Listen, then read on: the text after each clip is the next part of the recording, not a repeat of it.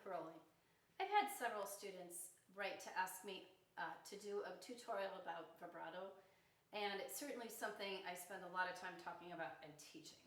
So as far as I'm concerned, there are two aspects to vibrato that are really important.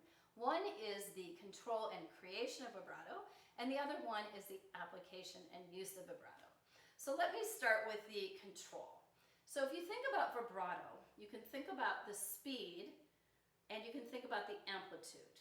And so in that sense, there are two variables to vibrato. So you have to be able to play with vibrato at varying speeds and varying depths or amplitude. In order to get the vibrato started for a more beginning flute player, I like to use an exercise that I think is quite common, and you can find all kinds of tutorials on the internet. It's to put a metronome on and do various pulses at certain speeds. So at this point, I'm not really concerned with the amplitude, just making sure that my pulses are regular. So if I put my metronome on at 60, I can start out by just doing double speeds.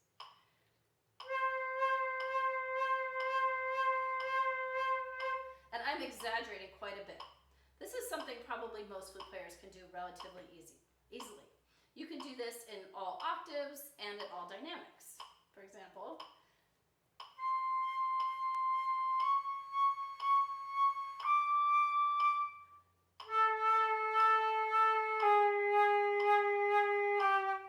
and with this very slow speed, you can also experiment with the amplitude. So if I wanted to make a really wide amplitude, I'd probably reserve that for my high forte notes.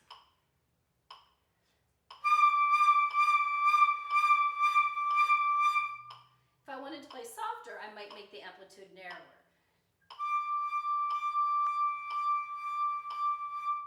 Down in the low register, I generally like to keep my amplitude narrow, even at this speed.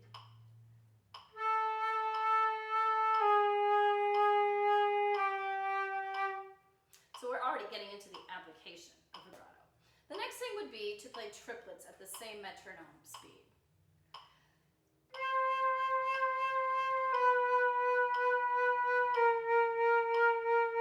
Again, at first the amplitude shouldn't matter. You just want to make sure that you can pulse regularly. Then we're going to move that to 16th notes.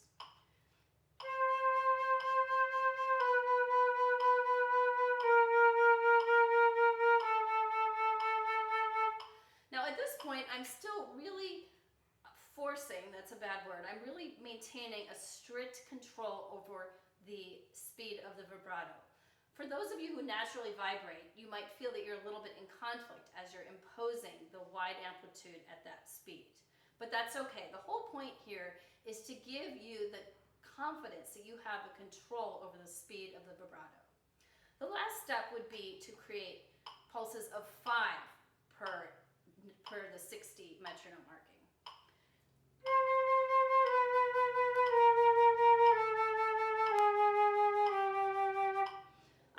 I don't tend to need to vibrate much faster than that. And again, I'll talk about the application soon.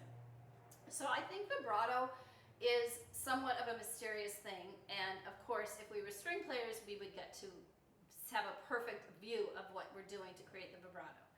What I know is that vibrato will naturally occur with the use of these exercises. Again, I don't worry so much about having vibrato in playing as how to use it and having control over it. So once you've mastered all that at different dynamic ranges with different amplitudes in different registers, then it's time to talk about application of vibrato. My belief is that, like I said before, playing forte in the high register is the time to use a slow speed, wide amplitude vibrato. Perfect example of this is the Brahms 1 excerpt in the last movement.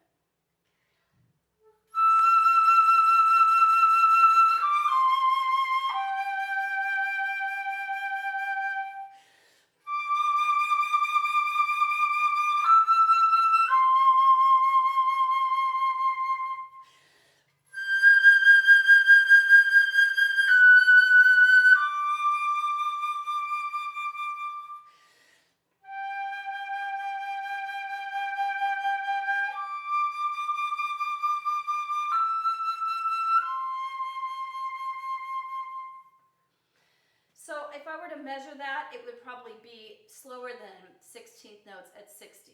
The reason I think this is effective is because it takes any of the penetrating qualities of the high register at forte or fortissimo on the flute and rounds out the sound. If you were to stand up close, it would probably sound too pulsating, but out in a concert hall, it would give an aura and a ring and a cushion to the sound. The antithesis would be something like Afternoon of a Faun, where you're in the low register, often playing piano. In this case, I like to use a vibrato that's a little bit faster, but much narrower.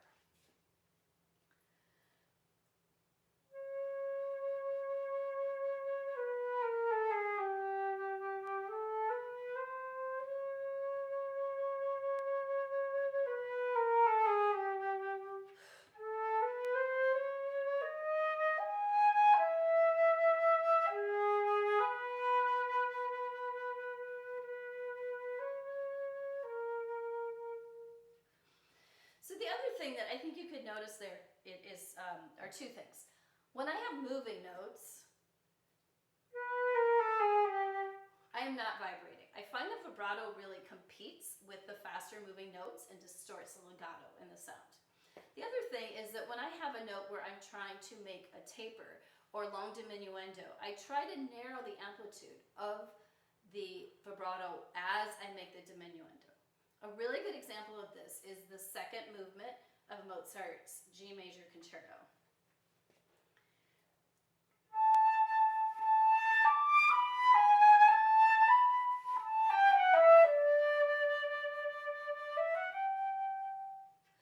So in that phrase, my biggest vibrato would be on the D.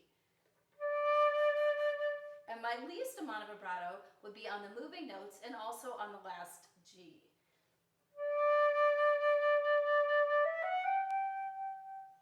If I put too much vibrato on a weak note, it actually makes a strong note. So in Mozart, it's really important to think about vibrato in terms of where you want the emphasis in a phrase to go. Another example is Brahms 4. So this is a great time to think about what are the important notes that you'd like to bring out. What we all want to bring out is the appoggiatura or the dissonant note, but the resolution has to be weak and less important. Therefore, it's very critical to have vibrato on the appoggiatura note and then much less on the resolution.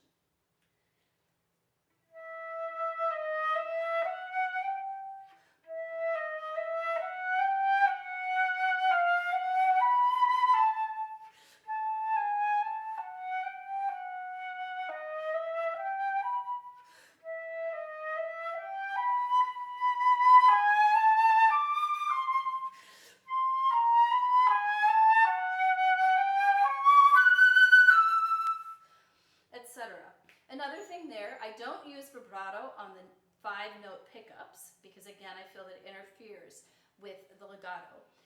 But where I do use vibrato is on the note before the appoggiatura as well. It's very hard to place vibrato on one quick note, but if you start the vibrato before you know you're going to need it, then you'll make sure you have vibrato when you need it. So for example,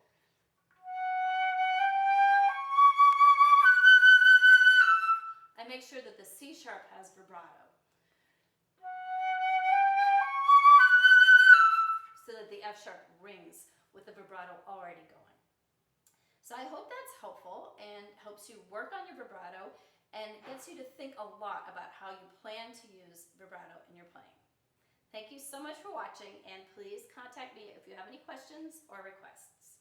CatherineCaroli@gmail.com.